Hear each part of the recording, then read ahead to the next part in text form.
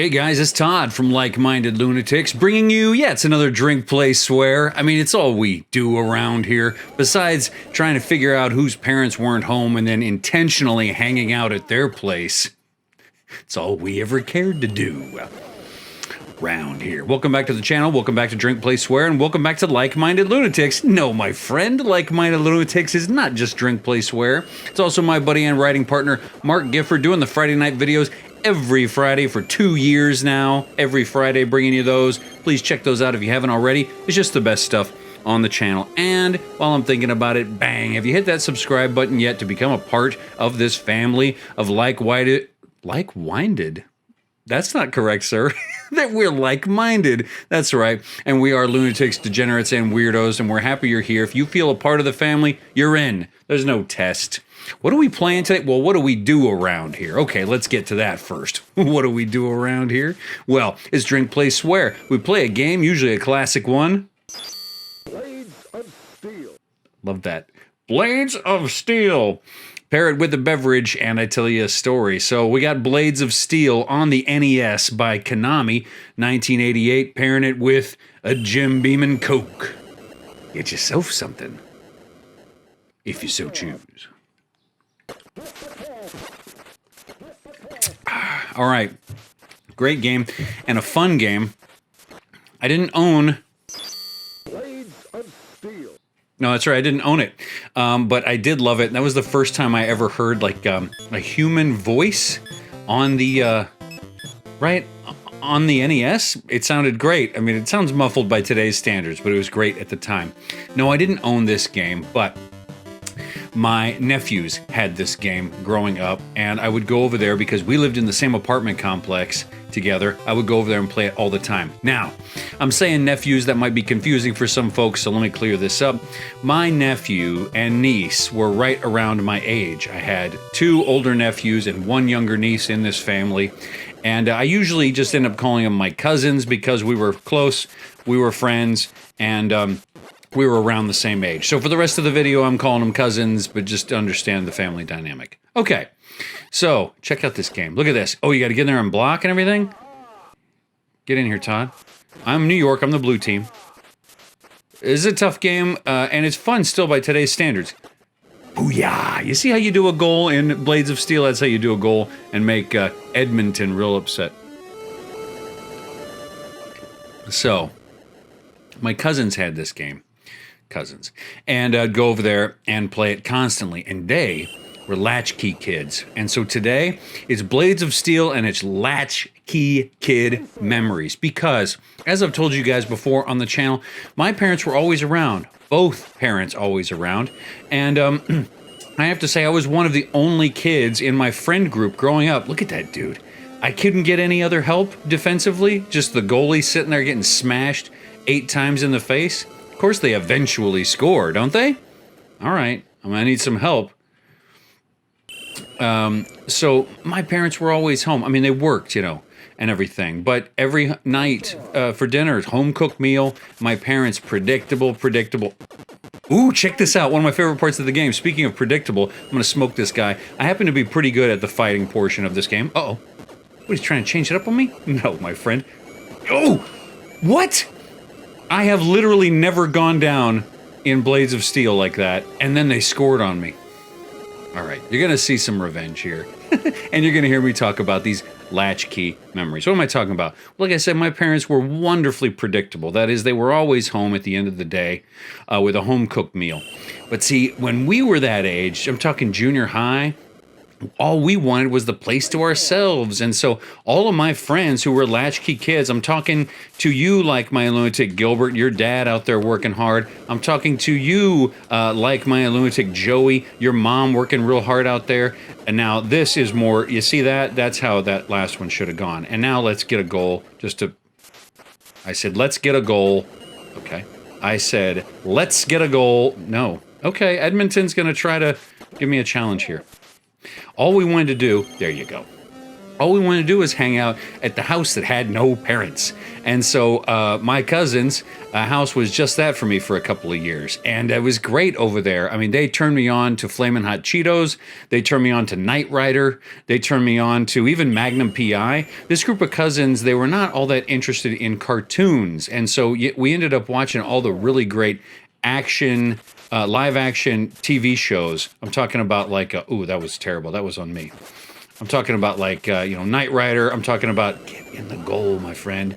I'm talking about like, Quantum Leap. Remember Quantum Leap? Those shows were great. So go over there and watch that with them. No parents around. You could do whatever you want. You could eat hot Cheetos into the evening, right?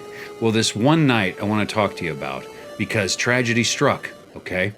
Now, again, I said there's 3 siblings here, much older of the group, so older kid. Then the medium kid, middle kid, he's the one I would probably say I hung out with the most of the cousins, and then the younger girl. Well, we're all together, and as typical, the older boys are always getting physical, and they end up fighting. First, it started as ribbing each other, giving each other a joking hard time. Then it gets a little more physical. Then they're wrestling on the bed and fighting. Then someone gets hurt, and goal again.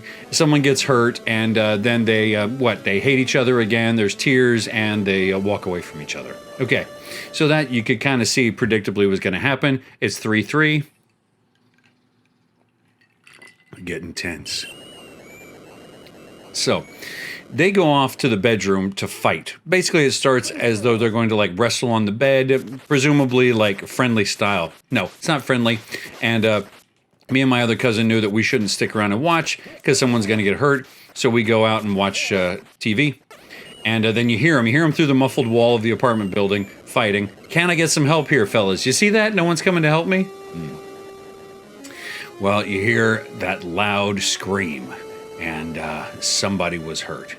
So I run back to the bedroom, swing open the door, and my oldest cousin is on the floor, which is rare because he was the biggest. Usually he was sort of the aggressor. Okay. Well, the older one is on the floor, and come to find out that when he was thrown off the bed, he accidentally landed on a needle.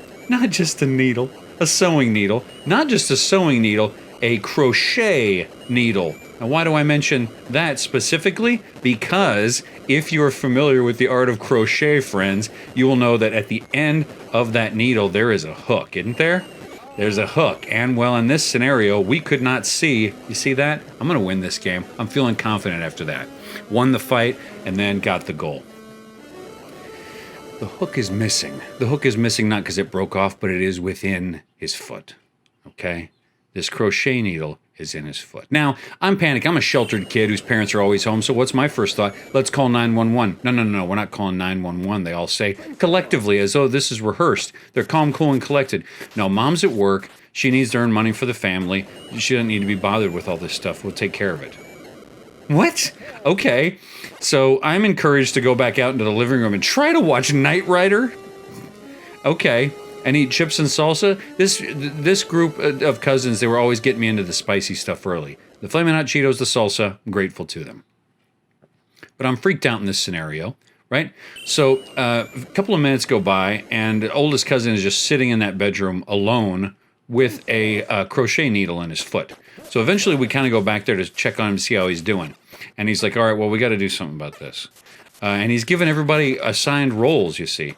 He says, he says to his brother, go get me the biggest towel we have out of the bathroom. And then he says to me, he looks at me and he says, Todd, you're tall. Go over to the fridge. On top of the freezer there's a bottle of tequila. I want you to get that for me. Okay. So we go get the towel and the tequila. He's sitting propped up in a chair with his leg elevated, right? The needle sticking out of the foot. In the foot, you see.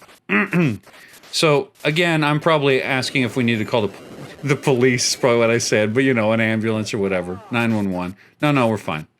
These guys are just going to score on me again. Oh, end of the period? Okay, end of the period. Good. I can wrap this story up real quick, and then we can see if I can catch up. So, I go get the tequila. I give it to him. He's sitting back in the chair. Cool, right? Somehow cool. He takes a swig off this bottle. He's the older cousin, you see. Takes a swig off that bottle. He says, all right, I'm going to need you to leave. I said, well, what are you going to do? He said, well, I'm going to clean the wound. And then he does it right in front of me. Pours tequila on his toe, you see. And then he says, I might have to get this thing out of there. I said, well, how are you going to do that? He says, well, one of two ways, I guess. He says, I'm either going to have to, pull the hook out the way it came in, or I'm just going to have to yank the whole thing out if it won't come. I'm green, dude. I'm barely horizontal in this moment. So I go back into the living room. And in that moment, I'm standing in the hallway sort of expecting to hear something. And my other cousin comes over. He says, well, Todd, I'm pretty sure it's probably time for you to go on home. And I'm like, what? He's like, yeah, we're fine. I said, are you sure you don't want me to get my parents or something? You know, they're at home. No, it's all right. Go on home. My cousin, while he's saying this, gets a pot out in the kitchen. He runs the tap and starts boiling water, right? And he gets the macaroni and cheese going, or whatever they're going to have for the meal. He says, it's my night to cook, you know. He's in there. He's going to be messing around for a while. It's my night to cook. You should go on home. Well, it turned out okay. He cleaned the wound. He got the hook out himself, I guess. Bandaged himself with the towel. I don't know what the towel was for, I guess. Catch blood. And they were fine. And I left. And I went on home. And I have to say, I felt like a child, even though I was in the same age range as them, you know. I felt less than. I felt, spoiled. I felt like they were so adult. Not only had they handled this emergency with no panic, you see, but also like cooking their own dinner. I didn't even know how to boil water at that age. It was nuts. See, I did feel a little bit less than in that walk home. That walk home from building to building through parking lot after parking lot, going from one end of the complex to the other. Climbing the stairs and going up to my home. But I have to say, when I opened that door and I saw my parents, right? Predictably my parents, sitting there at their spaces and on the dining room table, watching news, watching TV. I didn't feel ashamed. I didn't feel less than. I felt great because they were always there for me. They really were. Booyah! And I'm going to take it right there. I'm going to say that's it because I finally got the lead back.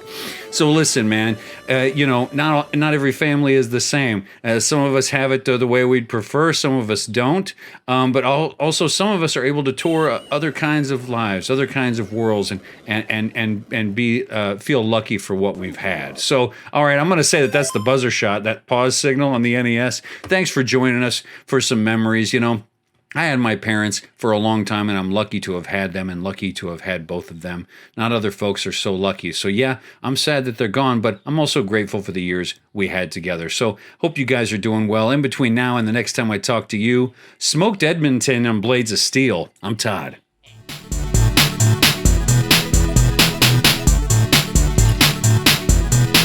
See ya.